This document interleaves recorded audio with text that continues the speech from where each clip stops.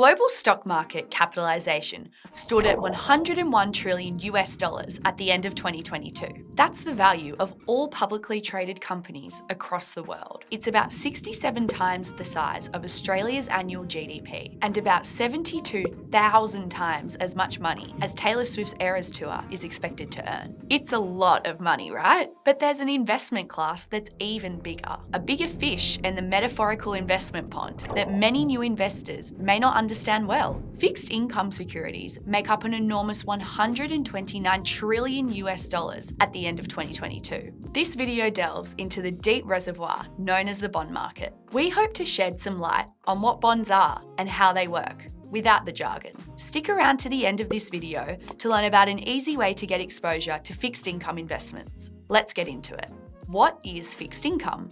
Fixed income is an investment that provides fixed income. Unlike shares, which may pay dividends as income to investors, fixed income products are designed to give investors a set payment in different time intervals. You're probably familiar with a mortgage, right? A mortgage is fixed income. The bank lends you, the borrower, enough money to buy a house. In return, you make set fixed payments back to the bank every month. Fixed income covers several types of investment, the most well-known being bonds. When you invest in a bond, you are lending money to the bond issuer. This is usually a government or company. Bonds pay a regular income stream to investors, called coupons. What's a coupon? Glad you asked. Some bond housekeeping.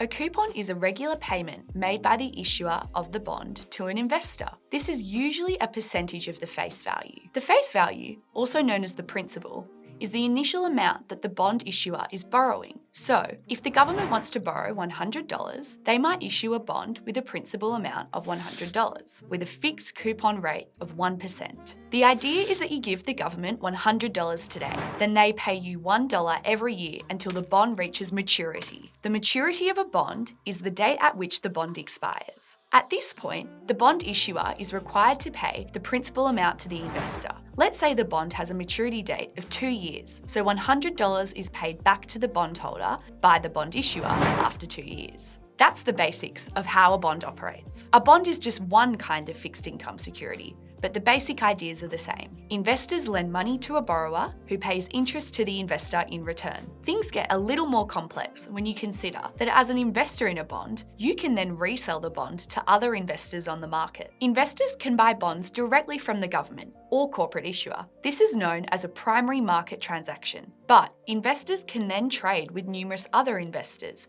who want to buy or sell the bond before its maturity date. Which begs the question, what determines the price of a bond? A bond can be thought of as a series of payments. Investors receive regular interest payments through coupons and the repayment of the bond face value when the bond matures. So the price of a bond is determined by how much investors are willing to pay for this series of cash flows. If you want to buy or sell a bond on the secondary market, you need to be aware of the yield of the bond.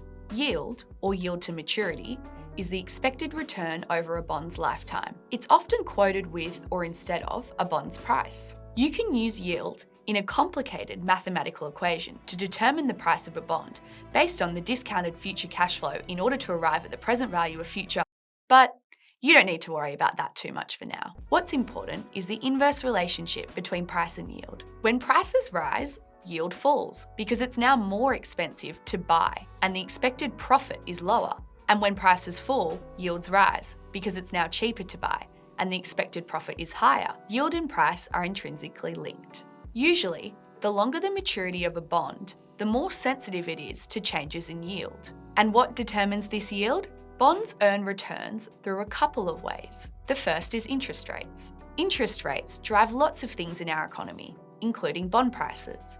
When interest rates go up, bond prices go down. Let me explain why. Imagine I have a bond with a coupon rate of 1% paid every year, and interest rates are 1%. If interest rates rise to 2%, I can deposit my cash into a bank and get 2%. My bond that has a coupon rate of 1% is now less attractive relative to the new interest rate. This driver of return is known as interest rate risk. Duration measures how sensitive a bond's price is to interest rate movements. The longer the duration of a bond, the more its price is expected to change when interest rates move. And remember our inverse relationship. When rates go up, prices go down, and vice versa.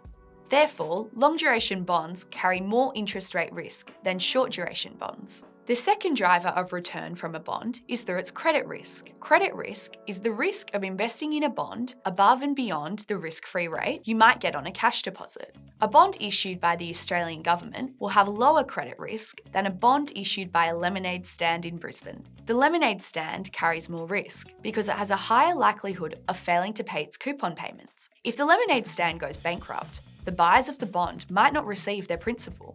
To compensate for this increased risk, the lemonade stand bonds would have higher yield, representing higher potential return.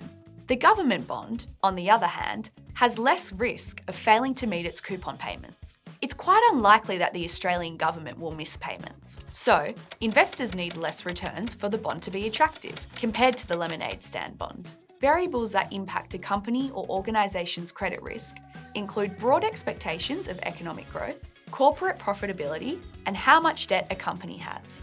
So why is fixed income as an asset class so much bigger than stocks? While the stock market is generally accepted as a primary engine for generating returns over time, bonds are the king of stability. In exchange for lower average long-term returns, bonds have greater stability and more reliable cash flow expectations than stocks. If a company goes bankrupt, bondholders always receive their cut before shareholders. Because of these characteristics, bonds can offer defensive benefits during share market volatility. When investors sell stocks and invest in less risky asset classes, it's called a flight to safety.